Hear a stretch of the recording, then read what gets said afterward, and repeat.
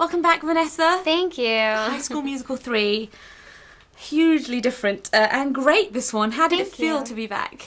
Amazing. I was so excited to finally be back with the cast and be able to create something new.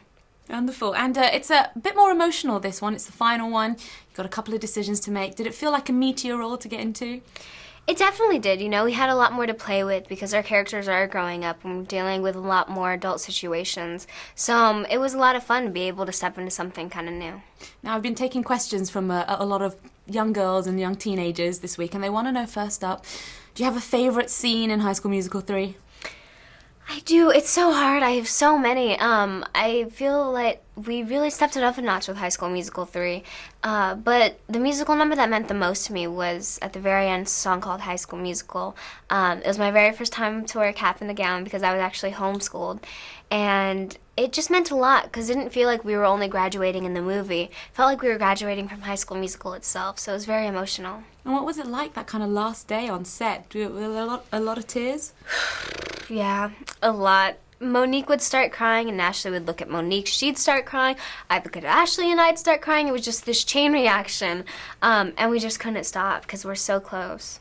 What do you think? Do you think you're going to try and keep in touch now that it's all done? Try? I definitely am. Done. Yes, it's a now, done deal. In the screening that I was in, everyone got very excited to finally see Troy and Gabrielle kiss. What was that like for you guys? Was there added pressure to just get it just right? Not necessarily. I mean, I feel that Gabrielle and Troy have this amazing story. You know, they've been together since, I think, their sophomore year now, and they're seniors, and they've grown up, and they're in love, and they just have this sweet, innocent story about them. So, I feel that it was a good kiss. Did it take a lot of takes, or was it just wrapped up in one? I mean, everything takes a few takes, but it didn't take that many.